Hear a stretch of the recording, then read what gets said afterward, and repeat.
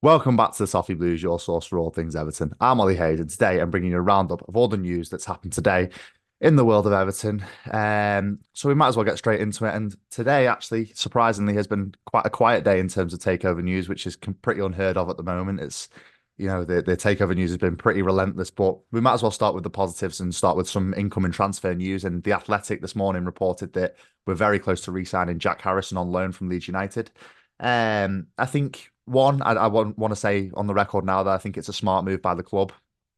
He's a player that's clearly trusted by Sean Dyche and the staff, and also trusted by the rest of the squad. So I think it's a very smart move because it's a player that we know, it's a player that we've had on loan all season.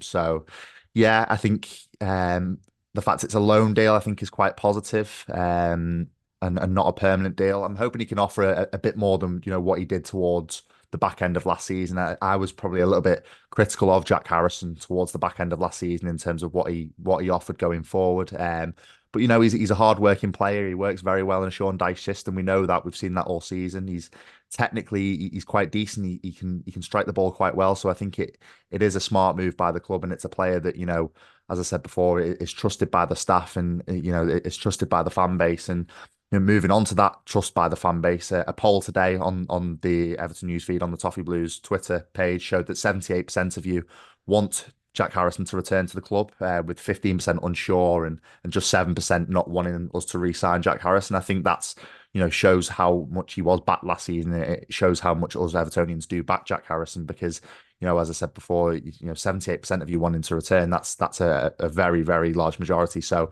as I said before, it's positive for the club. It's a player we know well. It's a player that hopefully we can, as he settles in more at Everton, he can build on his previous performances from last season and just go from strength to strength as an Everton player. I'm not sure what the deal would be in terms of whether Leeds would allow us to include an option to buy at the end of the second year loan, but it's definitely positive that we can attract Jack Harrison back. It shows that he likes the fan base, he likes the club, so it's definitely a positive aspect of that. And I think, as I said before, it's smart by the club. So yeah, let's see how that develops in the next few days, but definitely a positive in my opinion. And then moving on to more incomings, Sky Sport in Italy yesterday reported that we held an interest in Roma midfielder Eduardo Bove.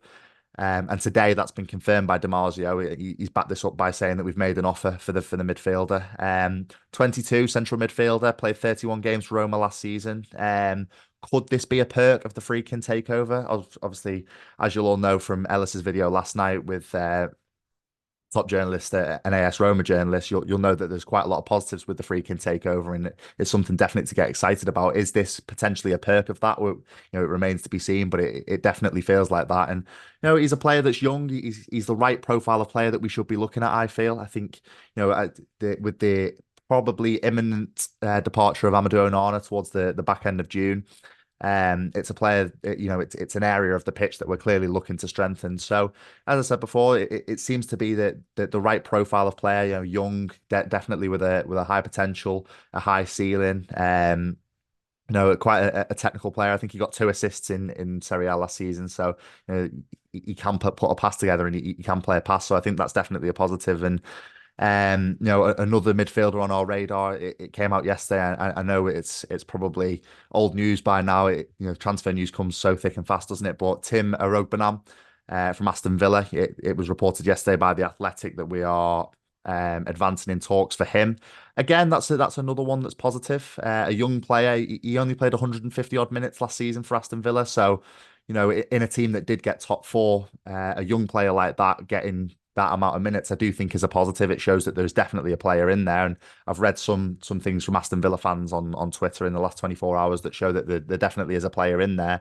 It just, he's just someone that needs game time. So I think that's definitely someone that we can be excited about. He's a player that we can build on. As I said, with Bove from coming from Roma, he's a player with a high ceiling, a centre midfield player, quite technical. So I think that's definitely something to be positive about. As I said before, the Athletic reported that we're advancing in talks, and that's been confirmed by various sources. And as I said, it kind of feels like because Amadou Onana is on his way out, we are just exploring a lot of options in centre midfield, and he's another one. And also, Sasha Tavalieri did report this afternoon that Asta Vranks from Wolfsburg is another player that's on our radar. Probably not as far along the line in terms of a deal being done as the other two.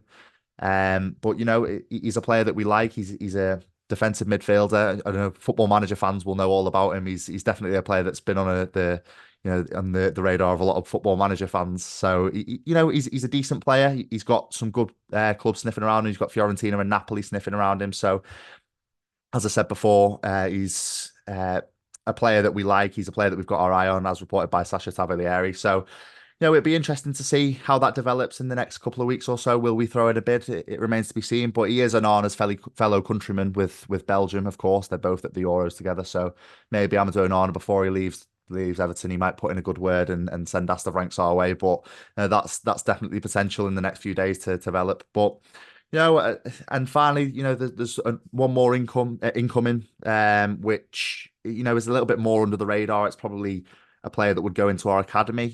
It's Alex Robinson from Manchester City, is a product of the Manchester City Academy, and that's reported by Football Australia.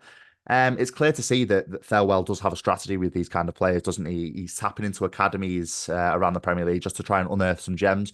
We see so many times that clubs go looking in academies for young players that have maybe slipped through the cracks and slipped through various top clubs academies.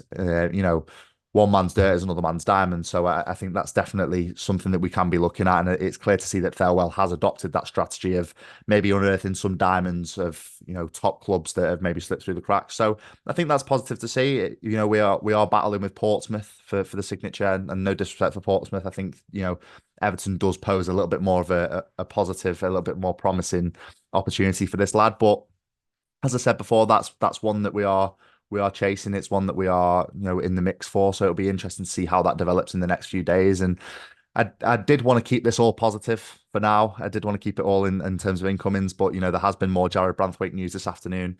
In terms of his outgoing, and I really don't want to talk about outgoings, especially for Jared Branthwaite. I think I was quite vocal over the weekend of how I thought Manchester United's opening bid was. Yeah, I want to say insulting because I think it was. I think valuing Jared Branthwaite at £35 million, I thought was pretty interesting and pretty insulting to Everton, to be fair. But David McDonald of the Mirror reports that Manchester United have hit back at Everton and hit back at the firm stance and said that we have to be more realistic in terms of what we want for Jared Branthwaite. And that's something that we've seen so many times with Everton over the years. We have been a little bit of a pushover in terms of negotiations. So I am very delighted that we are finally standing firm on this, 70-80 million pound price tag that we've put on Jared Branthwaite, because, in previous years we might have buckled and gone into negotiations, on the back foot. So I think that's definitely something positive that we are staying, firm on this price tag of Jared Branthwaite. But that being said, Simon Stone of the BBC, he has reported that Manchester United are expected to return with an improved bid for Jared Branthwaite. I think this is to be expected, personally. As we know that various reports have said that Manchester United is still a long way off where they should be for Jared Branthwaite, and they're a long way off being willing to pay what we want for Jared Branthwaite. So I think, I'm certainly of the opinion that I don't think he's worth any less than 70 million. I think he's a top talent. He wouldn't have these top clubs sniffing around him if he wasn't a top talent. So for me, Jared Branthwaite, we have to get more than at least 70 million for him. I think that has to be the absolute minimum. But that being said, the Athletic have also reported that Real Madrid do hold an interest in the player. I think this is to be expected. I always predicted Jared Branthwaite would look good in a Madrid shirt. I always predicted that he, maybe would make the step like a Jude Bellingham or Jadon Sancho. He would make the step abroad to try and broaden those horizons and try and make something of his career abroad. I think that's shown in recent years that players have been able to do that. Go to the likes of La Liga and the likes of the Bundesliga and ply their trade there and really reap the rewards of that. So I think that's something I'd quite like to see, is maybe Jared Branthwaite in a Madrid shirt and seeing him under Carlo Ancelotti alongside Antonio Rudiger. That would definitely be interesting. But that being said, they have to meet Everton's valuation, unfortunately.